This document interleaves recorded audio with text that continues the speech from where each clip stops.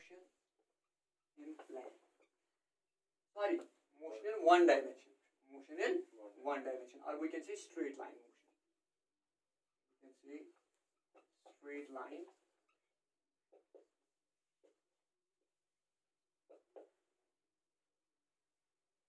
So first we will define what is motion. What is? Suppose I am standing here. I am at rest. I am at. When I change my position with respect to time, with respect to I change my position.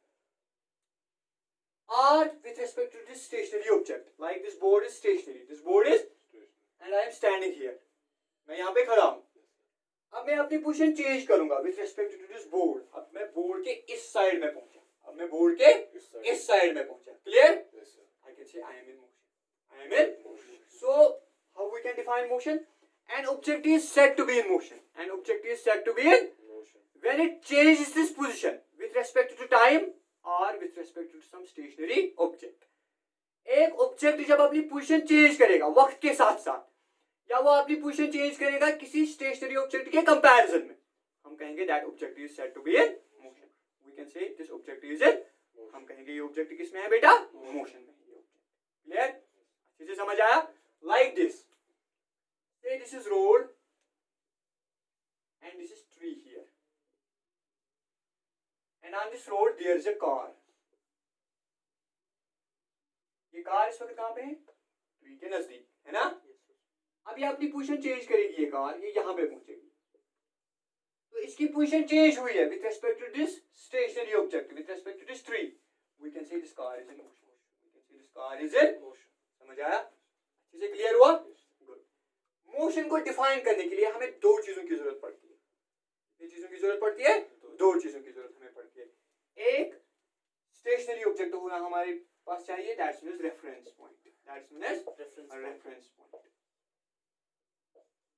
ये tree यहाँ पे हम ले रहे हैं reference point. समझ आया बेटा? दैट मीन्स जो रेस्ट है हमारे पास, और दूसरा टाइम, या तो हम निकालते हैं change in the position of the object with respect to time. Like 5 बजे मैं यहाँ पे खड़ा था, 5:05 मैं यहाँ पे पहुंचा हूँ. तो with respect to time मेरी पोजीशन चेंज हुई है ना, तो हम कहेंगे that I am in motion. Clear? तो टाइम और रेस्ट, इन्हीं दो चीजों को लेके हम मोशन को डिफाइन कर सकते हैं. क्लियर? यानी ये दो चीजें, एक रेस्ट और दूसरा टाइम, ये हमें मदद करते हैं किसमें? मोशन को डिफाइन करने में. These are known as parameters. These are known as parameters.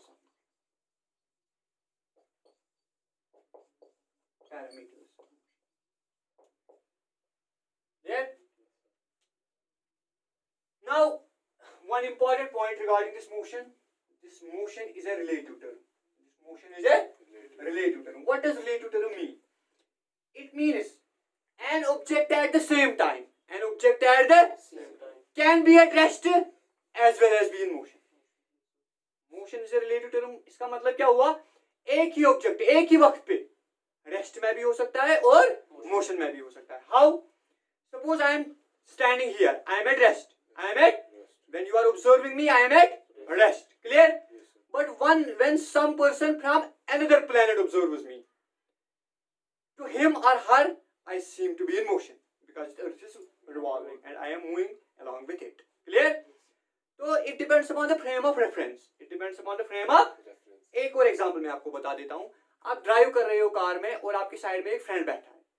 वो फ्रेंड आपको लगेगा दैट इट्स इन रेस्ट, ये मेरे साथ ही रेस्ट में है. समझ आया? लेकिन बाहर जो शख्स होगा जब वो देखेगा उसको कार मूव कर रही है तो उसको लगेगा वो शख्स भी क्या मूव कर रहा है, आपका फ्रेंड भी मूव कर रहा है. तो एट द सेम टाइम एक ऑब्जर्वर को लग रहा है दैट इट्स एट रेस्ट और दूसरे को क्या लग रहा है? It's in motion. Therefore we can say this is a relative term. At the same time an object can be at rest and it will be in motion as well. समझ आया? It depends upon the frame of reference. आप कहाँ से observe कर रहे हो object को, आगे हम डिस्कस करेंगे इस चैप्टर में फ्रेम ऑफ रेफरेंस क्या होता है. समझ आया बेटा? क्लियर? तो motion is a relative term. ये आप याद रखोगे बेटा, motion is a relative term.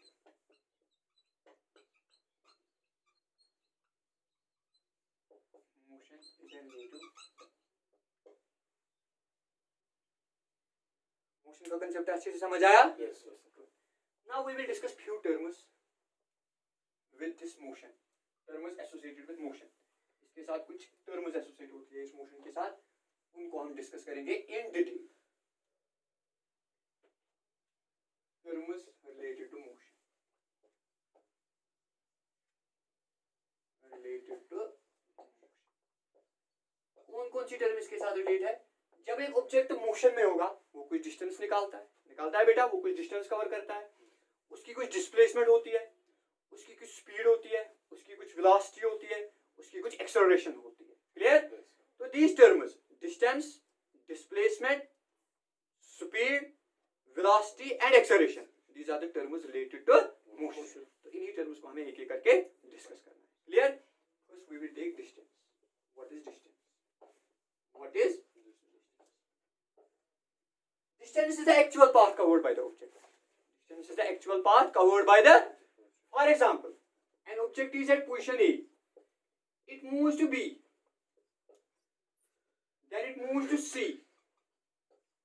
From A to B, it travels say 2 meters, and from B to C, it travels say 3 meters. Then, what is the actual path traveled by the object? It is 2 plus 3, that means 5 meters. This 5 meters is the distance covered by the object. 5 meters is the distance covered by the. So we can say distance is the actual path covered by the object. Distance is the actual path covered by the. समझ आया बेटा? This distance is denoted by s. इसको किससे denote करते हैं? It is a scalar quantity. It is a scalar quantity. यानी इसकी कोई डायरेक्शन नहीं होती है, इसका खाली मैग्नीट्यूड होता है. Like in this example, its magnitude is 2 plus 3, that means 5 meter. It is SI unit is meter, that means it is measured in meter. जो SI unit होता है बेटा वो क्या होता है? मीटर. इस डिस्टेंस को हम मीटर में मेजर करते हैं. इसके स्मॉलर यूनिट्स भी होते हैं, इसके बिगर यूनिट्स भी होते हैं. लाइक इसके बिगर यूनिट है किलोमीटर, समझ आया बेटा? इसके बिगर यूनिट हम माइल भी लेते हैं. क्लियर? इवन इसका जो बिगर यूनिट है वो हम नॉटिकल माइल भी लेते हैं. नॉटिकल माइल, ठीक है? इस तरह इसके एस्ट्रोनॉमिकल यूनिट्स है जो हम आगे डिस्कस करेंगे यूनिट्स एंड मेजरमेंट्स में. समझ आया? लाइट ईयर इसका हम लेते हैं. क्लियर? अच्छे से समझ आया ना? इसके स्मॉलर यूनिट्स हम लेते हैं, वो आपको पता होगा, centimetre, millimetre. Clear? These are the smaller units of the distance. Now ये जो डिस्टेंस होती है ना, इसके बारे में आप एक और पॉइंट याद रखोगे, it is always positive. Distance हमेशा होती है पॉजिटिव. जब भी एक ऑब्जेक्ट मोशन में होगा ना, वो कुछ ना कुछ डिस्टेंस निकालेगा, और वो डिस्टेंस हमेशा क्या होगी बेटा? जीरो कभी नहीं हो सकती. जब भी कोई ऑब्जेक्ट मोशन में होगा वो कुछ ना कुछ डिस्टेंस जरूर निकालेगा. जीरो तो नहीं होगी डिस्टेंस, और नेगेटिव भी नहीं हो सकती. डिस्टेंस नेगेटिव में भी नहीं हो सकती है. Clear? This distance is measured by a device known as odometer.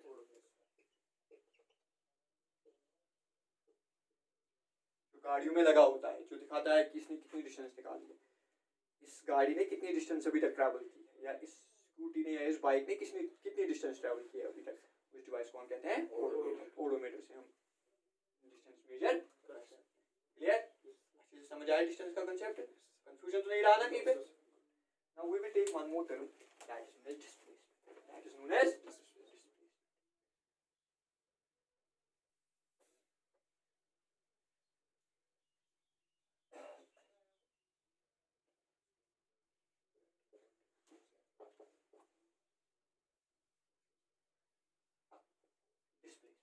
ये देखो बेटा, A से B तक 2 मीटर, B से C तक 3 metre, that means total distance is 5 metre. अब अगर हम AC डिस्टेंस मेजर करेंगे, suppose it is only 3.5 metre, तो this is the shortest path between A and C. It is the shortest path between initial and final point. This shortest distance from initial to final position is known as distance. It is known as, in other words, it is the distance with direction. It is the distance with direction. इसकी direction भी होती है. This distance is directed from A to C. It is the shortest path between A and C. समझ आया बेटा? So we can say displacement is the distance in a particular direction, or we can say it is the shortest path between the initial and final position. Clear? अच्छे से समझ आया? Here displacement is represented by AC. It's a vector quantity. Displacement is a vector quantity. So we can write vector AC. Clear? This displacement in general is denoted by vector S. इसको किससे denote करते हैं? Vector S. It's a vector quantity and it is measured also in metre. इसका भी SI unit क्या होता है बेटा?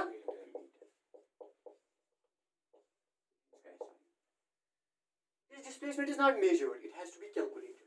इसको हम किसी डिवाइस से मेजर नहीं करते हैं, इसको हम कैलकुलेट करते हैं.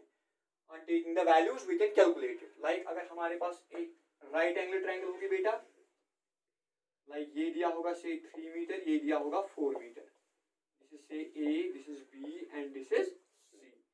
हम AC को कैलकुलेट कर सकते हैं यहाँ पे using Pythagoras theorem. Yes sir. And this AC comes out to be 5 meter. समझ आया बेटा? Here the distance traveled by a body is 3 plus 4 7 meter, but displacement is only 5 meter. Also we can make use of vector addition here because it is a vector quantity. समझ आया बेटा? Clear हुआ? This displacement can be positive, it can be negative and it can be zero as well. Displacement positive भी हो सकती है, negative भी हो सकती है और zero भी हो सकती है. Zero कैसे हो सकती है बेटा? Suppose एक object ने distance travel की from A to B say 2 meter. From A to B. Now the object comes back to position A. Now it's in opposite direction, it is minus 2. This is plus 2. So what is total displacement? It is 0.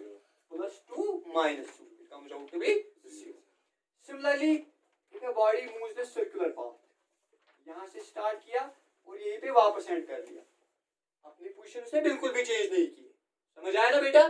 तो shortest path जो initial और final position के बीच में है वो है 0. तो displacement can be 0. Displacement can be, it can be negative as well. How? An object moves from A to B. An object moves from A to and covers a distance of say 2 meter. Then displacement is also 2 meter. Clear? Now it comes back from B to C and covers a distance of 3 meter. अब अगर हम इस distance इस direction में हम लेंगे positive value, इस direction में हम क्या लेंगे बेटा? नेगेटिव. तो नेट डिस्प्लेसमेंट कितनी हुई है? 2 minus 3 that is minus 1 meter. Therefore we can say displacement can be negative as well. Clear? इसे समझ आया? One more important point regarding this displacement is that displacement can equal be distance, it can be less than distance traveled, but it can never be greater than the distance traveled by an object. Displacement हमेशा या होगी distance traveled से कम, actual path से कम या उसके बराबर, लेकिन उससे ज्यादा कभी नहीं हो सकती. Clear? उसके बराबर कब हो सकती है डिस्प्लेसमेंट? डिस्टेंस के बराबर कब हो सकती है? ये कभी एग्जाम में पूछा जाता है ये पॉइंट.